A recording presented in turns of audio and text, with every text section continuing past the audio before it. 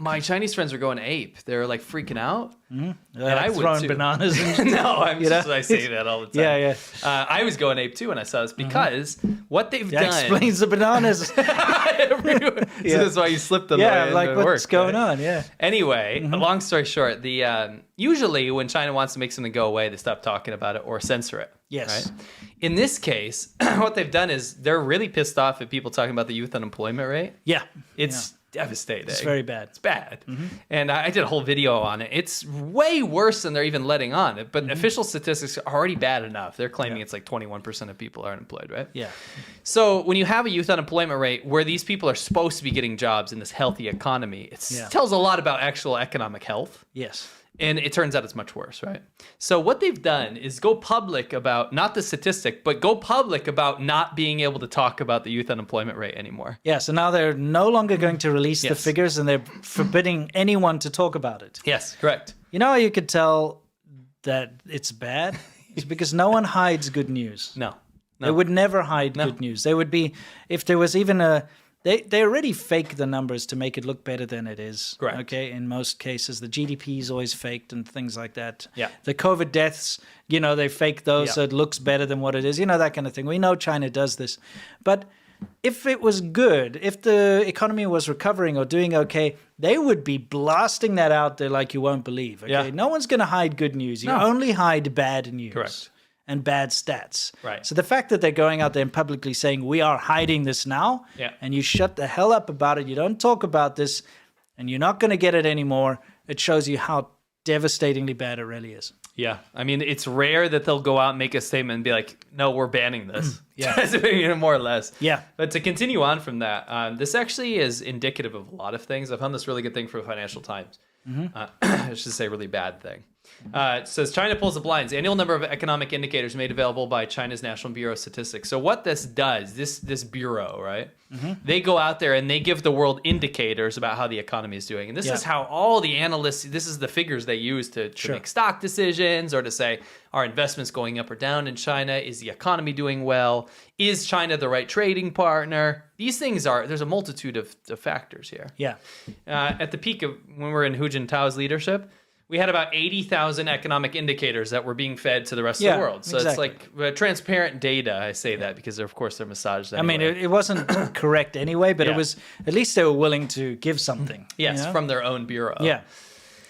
Now, when you see Xi Jinping coming into leadership here, he's kind of riding this wave of peak transparency in China. Yeah. China's releasing all these economic indicators so people can make better trade decisions in regards to China. Yeah.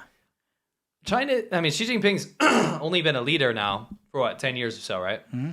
You're looking at this tank, absolutely flatline, back to Mao Zedong levels of economic indicators. Yeah, it's getting close to zero again. Now, Mao Zedong ran China like North Korea. Yeah. Right? It was a completely opaque system. Nobody was allowed to see inside. It was very limited how many people could even come and travel, right? Sure. And now we're getting economic indicators on the level of Mao Zedong with modern times, 2023 with Xi Jinping. It's crazy. So we're not going to know what China's doing. And this is the infuriating part, is you always get these stupid wankers going out there saying, invest in China. This is the time to invest in China. China's the next big thing. They're still saying this. You got all these big, WF, like BlackRock and all these people that are like, they've got so much tied up in China that they need you to invest. Otherwise, they're going to lose out. So they keep selling Those this suckers. dream. Yeah, they keep selling this dream to people to invest. Anyone who's smart about investments and finances knows that if you're going to invest in something, you need to have transparency. You need to be able to see returns. You need to be able to see how healthy the economy is, whatever sector you're investing in. You need to know about it. But China doesn't release that information anymore because it's all bad. Right. And you should not be investing into a black hole that you don't know about. No. It's like a Black crypto rock, scam. black hole. Yeah, exactly. Pretty much. I by the way, I misspoke. I didn't mean flatlining means it's leveling out. Yeah. I should say descending, free falling. Yeah, free falling. Economic, because if you're listening, you're not seeing the graph. Yeah. So we went from about 80,000 economic indicators at the peak, and now we're down to below 20,000 economic indicators. Yes. You're not going to be able to have information to make your decisions, financial decisions about China. Yeah, there are very few, little bits of information you get now. They're all from people that are very biased and want you to invest into China. That's the thing. They're eliminating any of the bad, indicators because everything's bad right now, and they're just looking for little glimmers of hope here and there. Isn't that why this graph is so important, though? Because like they can get rid of all the bad news, Yes. but then you have this graph to show you, well, what are they hiding? Yeah, Right? a lot of 80,000 different indicators of bad Right. news is what they're hiding right now. Yeah. And just that was one, the whole youth unemployment record. That was one indicator. Yeah. It's crazy. Anyway, to continue, we just wanted to talk a little bit about this old report. Remember this old report from 2021? We talked about this. Evergrande, China's really big property developer, right? Yep. They basically got put on life support by the Chinese government because they were crashing. Mm-hmm. You think about how important that is. 30% of China's wealth is tied up in property, right? Yes. 30% of their GDP is property speculation. And yeah, that's just the GDP, but I'd say like the entire economy, there's a much larger component that's tied up in real estate in China and property. A much larger, all these big mega projects they do and things like that, you know? Yeah. Anyway, they couldn't pull out. The bailout didn't work. The loan forgiveness didn't work. Evergrande ended up declaring Chapter 15 bankruptcy in the New York Stock Exchange. Yes. Why? Well, I mean, I keep seeing people be really tiptoeing around this and being really safe, saying, oh, maybe because they want to use the U.S. law to kind of protect themselves from this devastation. What do you mean, maybe? Of course that's what they're doing. Yep. Why are you filing for Chapter 15 bankruptcy in the New York Stock Exchange? What does that have to do with anything? Yeah, exactly. You know what I mean? Of course they're doing that so they can be protected in the process. Yeah. But when one of the biggest property developers in China is declaring bankruptcy in the U.S., this is not good news. And in fact, it carries over to an even bigger property developer called Country Gardens. Mm-hmm. Even bigger than Evergrande is now looking like it might collapse as well. Yeah. It's bad. We know people that actually have properties under Country Gardens. Yes. That are fretting. Yeah. I know we've used these stats multiple times. But we now know, I'll make it general, and we know people personally in China that have gone below 50% of the original pay value of their property. They're selling it for less than 50% of what they bought it for. Yeah. They're going to make a loss. Yeah. Huge loss. Huge losses across the country. Mm-hmm. Keep your eye on the property bubble. They're trying to completely sweep it on the road. And the thing about China is the way that they prevent this news from getting out is they censor it. Because if word spreads enough and people start realizing that they can't get the money back from their property, they're going to try to sell quick to get rid of it. And that will cause a massive problem. Yeah. Okay, so they keep censoring it. So people in China, for the most part, unless they're personally affected, they don't know about it yet. Yeah. That's why it's still kind of holding. Yeah. Not for long. Holdings. Mm-hmm. Anyway, moving on. Yeah. Next story we have is probably something finance related because I was in a finance kick here. A lot of financial travesties are happening in China right now. Yeah, let me fast forward this little B-roll you've got going. Oh, here we go. Oh, yeah. So this is another Financial Times things. I think this is the kind of stuff that you need to pay attention to now before these economic indicators are completely gone. Yeah. We're looking at exports of major products year-on-year changed, and this is in billions of dollars. And the vast majority of Chinese exports have completely tanked. Yeah. Look at this. Medical equipment, home appliances, fertilizer, car parts, aquatic products, trunks and cases. These are big things. Toys, aluminum. Mm-hmm. All this stuff you can see it in the real world. I'd say that says aluminium. Okay. Yeah. No, it's actually spelled correctly too. Because, I think it's British. Yeah. Anyway, aluminum in America, aluminium in the UK / other countries. I know, I've compared them before, and I think aluminium is slightly better than aluminum. Fair enough. Personally. You add another letter on, it's going to have a little more robust. That's correct. Yeah, a little stronger. Anyway, cut to the chase. You can see this in real life. If you go to get a Happy Meal, if you go to Walmart, buy an action figure, right? 5 years ago, I can bet your bottom dollar 100% that toy was made in China. Yeah. Right? Every cheap little knick-knack is made in China. We all know that. Yeah. The vast majority of things I'm seeing right now, when you go to look, unless it's old stock, you look on the bottom of that product and it's made in Indonesia, it's made in Vietnam, it's made in India, Thailand. Yeah. They are diversifying their supply chains, these factories. Yeah. And it is moving out. The exports are moving out of China. In fact, it's been pretty devastating. Can you get us out of there for a second? Yeah, except for cars and ships and mobile phones. But look at what things like the CHIPS Act do. Yeah. The computer exports have disappeared. Yeah. They've completely disappeared because they can't make chips. Yeah. They're cut off from chips. So these things, these acts, these restrictions on China work. Diversifying and not buying things made in China works. Yeah. It absolutely works. Yeah. The things that have actually grown are things like cars and ships. And if you look at cars, you're an expert on this. You can talk about that a little bit. Well, I gotta tell you that the subsidies that have been thrown into cars in China is ridiculous, and that's also, I mean, I've just recently done a thing about EVs and the fact that Chinese electric vehicles have a very big potential on spying. Yeah. Okay, for spying, simply because they treat Teslas the same way now. It's kind of like Occam's razor, right? You're like, what do you think they're Yeah, upset I mean, about? the fact that China right now, the footage that I put in the beginning of my video is from like a week ago of these new signs going up at the airport in Hunan to say Teslas are not allowed in the parking lot. And they've got all these areas that Teslas are off limits Why in would they China. be so concerned about that? Well, they're very outright. They say because it's an espionage potential, because it's an American company, they can't know whether or not that car is recording the audio and the video around it. What is that called? Oh, that's called projection. Yeah. Yeah, exactly. So, I mean, the fact that the Chinese government is going to great lengths to prevent Teslas from going anywhere near a PLA base or police station or whatever, and various places like the Or when Beidai government Hill. officials are in town. Exactly. When a government officials come to have a meeting, the entire town won't allow Teslas in, you know?